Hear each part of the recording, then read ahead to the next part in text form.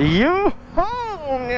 is up? What is up mga katol? It's your boy JC Moto. Nagbabalik na naman para sa panibagong vlog.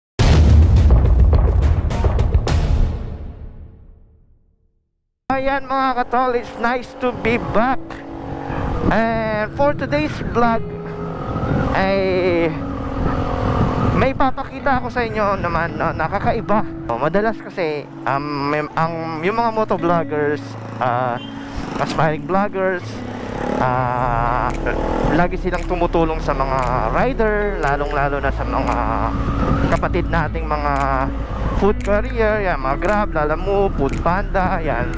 Sila yung mga talagang fortunate sa daan, no? Most of the time yung mga motovloggers, mga kapwa natin aspiring vloggers, sila yung mga napupusuan nilang bigyan ng tulong, no? Well, deserving naman talaga ang ating mga kapatid na food carrier, no? So, sa akin naman, ang bibigyan natin ng pansin ngayon, isa sila sa pinaka-hate na tao sa kalsada. You know what I mean? Sila ang most hated person in the road. So, for today's vlog, why not nabigyan natin sila ng chance, no? Bigyan natin sila ng chance na ipakita yung good side nila, dahil marami sa kanila ang mababait, marami pa sa kanila ang gumagawa ng kanilang tungkulin, no? Unlike dun sa mga lumalabas na viral videos na halos araw-araw, meron silang viral videos na gumagawa ng mali or mali ang pinapatupad nilang mga bata. So I'm talking about mga traffic enforcers, mga katol. Let's give them a chance, no? To show their other sides, their good sides. Alam ko marami pang mababait dyan na traffic enforcers, marami pa. Hindi lang natin sila nabibigyan ng spotlight. So sa channel ni JC Moto, gusto ko patas-patas lang tayo. For today's vlog, let's give them a chance to prove na hindi lahat ng tingin natin sa enforcers hindi ganun, no? May mga matitino at mabubuti pang mga traffic enforcers na hindi natin napapansin. So ngayon bibigyan natin sila ng pansin, no? Titingnan natin yung trabaho nila. Tingnan nyo ang init-init, mga katol, no? Maswerte na tayo mga nagwo-work from home, mga nagninegosyo na lang. Maswerte tayo dahil sa bahay lang tayo, no? Sila, kahit na pandemic, no, andyan sila sa gitna ng kalsada, umulan man o umaraw, di ba? Di ba mga katol? Umulan man umaraw, andyan sila. So tara, tignan natin yung mga kaibigan natin traffic enforcers dyan. But bago ang lahat, bibili muna ako ng inumin nila dahil sa sobrang init ng ngayon, no? Bibili tayo ng kahit tubig man lang, dahil sa ngayon yun lang naman ang kaya kong ibigay, na support, tubig, and syempre prayers, no? Sana tingnan nyo naman, no, sobrang init pero andyan yung mga yan sa gitna. So wait lang mga katol, bibili lang tayo ng water nila dahil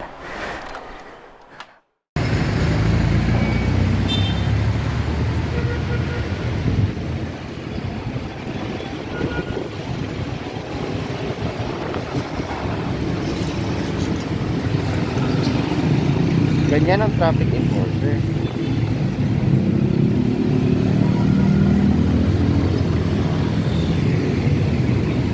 Yan lang yan. Legal.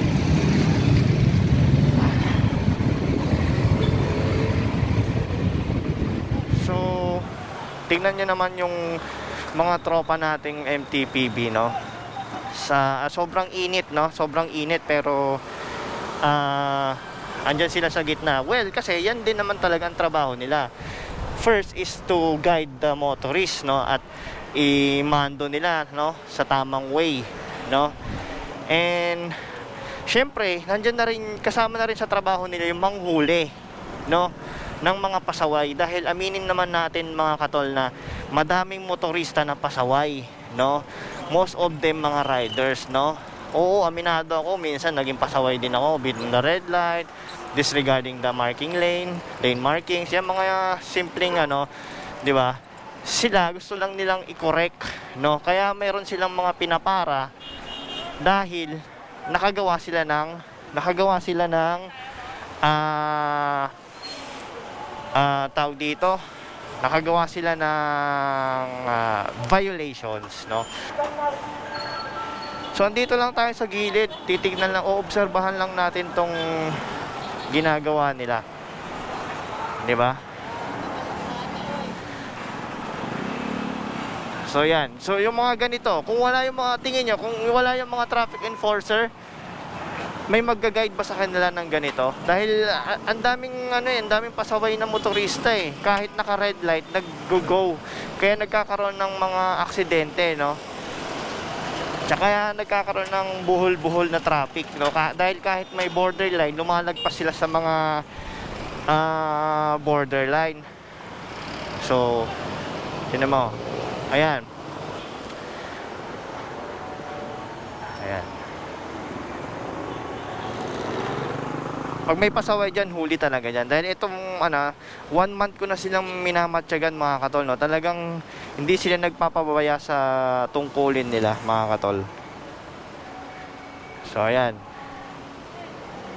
di ba? Kasi hindi lahat naman ng motoristang dumadaan dito kabisado yung daan eh. Kaya andyan sila sa gitna, no? Kasi ang mga nagva-viral ngayon kasi yung mga traffic enforcers natin na imbis na andyan sa gitna, nagtatago sa lilim. Well, hindi natin sila masisisi dahil sa sobrang init, pero trabaho nila yan eh, kasama sa trabaho nila yan, diba? So, kailangan din ng gampanan, no, ng maayos, gaya ng mga ginagawa ng mga traffic enforcers natin dito. Kuya, sa area na to, anong madalas na violation na nagagawa? Ng mga red light po, sir. Passing through? Red light. Beating the red light. Kasi 4 na intersection to eh, no? Mahirap bang trabaho ng traffic enforcer? Mahirap din po, sir. Mahirap, no? Pero kailangan gampanan, no? Gampanan po. Lamang away.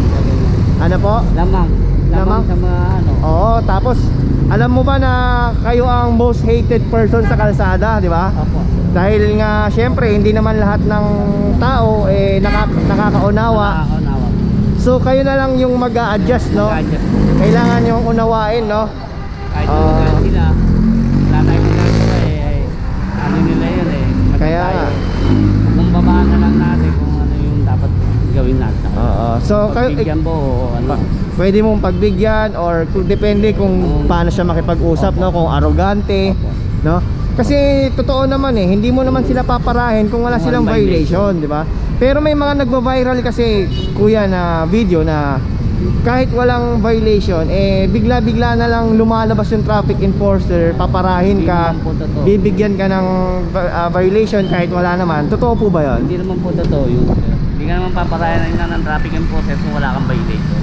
Pero kung sabihin natin totoo yun, ibig sabihin hindi naman lahat gumagawang gano'n, no?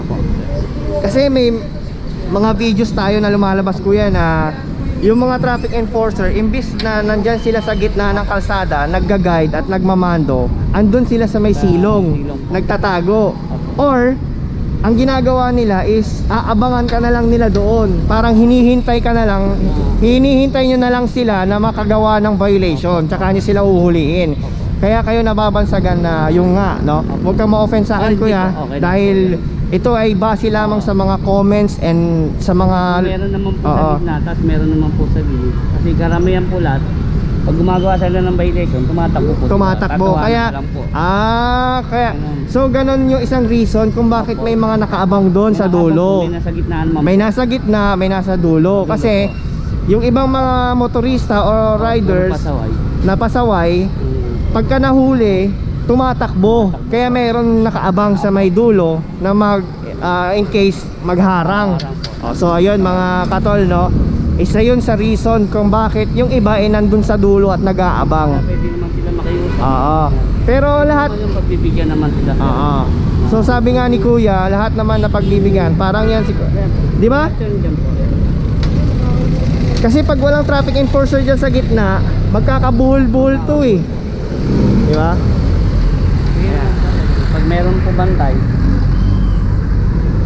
pwede ka naman po meron doon sa gilid. So yun yung reasons mga katol kung bakit may mga nag-aabang sa dulo. No, pero yung iba kasi kumpul-kumpul sila doon sa gilid. Opo. Kaya napag-iisipan sila ng masama. Sinasabi ng mga motorista, nagkumpul-kumpul sila sa gilid para mag-abang lang ng mahuhuli, imbis na kumalat sila at mag-guide, di ba? So, di naman po pwede po kung lahat po nasa gitna. Dalawang tao lang po nasa gitna, meron po sa gilid. Kailangan hindi naman kailangan na nasa gitna lahat ng mga enforcers. Merong mga merong mga i-assign talaga sa dulo, sa gilid, ganyan, no. At least nalilinawan tayo, no, sa mga katanungan ng mga ano, no. Meron pang tanong ng mga motorista eh. Bakit yung mga traffic enforcers nagpapatupad ng batas pero minsan sila pa yung number one na nagba-violate ng mga batas? Oo nga po, yun nga po. Yung baga, bawal na katsinelas, di ba? Alam naman natin bawal na katsinelas yung mga riders na nagta-drive.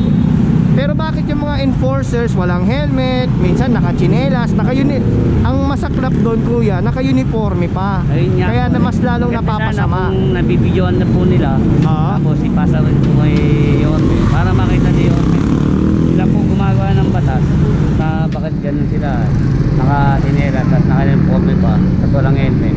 Oo. Maano naman din po na. So yun yung mga talagang pasaway din na traffic enforcer. Pero hindi lahat, no? So kuya, anong mabibigay mong mensahe sa mga kagaya mong traffic enforcer? Mga kasama, naharap nyo naman po na titilid na tayo sa mga rider yan. Walang helmet, walang ano. Naman po, tuparin na natin yan para hindi na tayo masilip. So sa mga tulad mo naman na ginagawa nila yung trabaho nila ng maayos, anong masasabi mo, kuya? Okay naman po. Basta sana dumami kayo, no, na gawin nyo na lang yung trabaho nyo, no? Kasi at the end of the day, pagpapalain din naman kayo eh, di ba? May malay mo dahil sa paggawa mo, pagtupad mo ng trabaho mo ng maayos, gantimpalaan ka, di ba? So sa mga ano naman, mga motorista at riders na pasaway, ano masasabi mo? Ang mga motor yan, minsan din di rin natin sila masisisi sa ano nila. Minsan talaga kaya din sila nababansagang kamote, no? Opo. Kasi talaga kahit sinuway mo na, go pa rin. Opo. Then kasi hindi lahat kasi ng nakikita ng mga tao na nare-record sa camera is puro maganda eh. Most of the time ang nare-record ng camera at pinapansin ng mga tao is yung mga kamalian ng mga tao, no? Yun nga po. Angat kasi kunwari, pag may pinakita kang mali, yun yung nagtitrending eh. Opo. Pero pag may pinakita kang mabuti, hindi naman pinapansin. Hindi nabibigyan ng spotlight. Ayun nga po, no? masakit po. So yun yung masakit na part sa inyo, no? Kuya, thank you so much sa oras at binigyan mo ako ng kahit konting panahon para mag-explain at itayo yung pangalan ng mga enforcer, no? I commend nyo sa courage mo kasi pumayag kang ipakita yung mukha mo despite na alam mong pwede kang i-bash ng mga tao, no? So disclaimer lang, lahat ng to ay pinaalam ko kay kuya kung pwede siyang i-record, no? So ayun, thank you kuya, gawin mo na yung trabaho mo. So ayan mga katol, no? Nakita nyo naman na kung gaano kabait si kuya, no? Kahit alam niyang may camera, pero nararamdaman ko sa kanya na talagang mabait siya.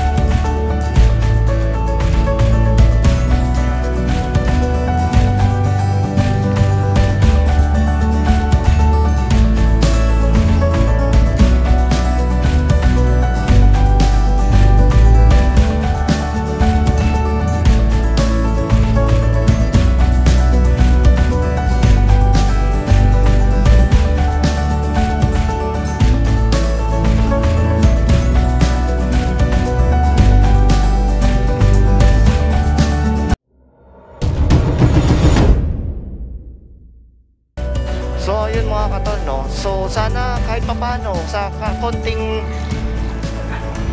panahon na ibinigay sa atin ni Kuya, naliwanagan tayo kahit paano, no? Kahit yung mga konting katanungan natin mga katol, no? Na kung bakit ganito, bakit ganyan sila, bakit ganyan ang ginagawa nila.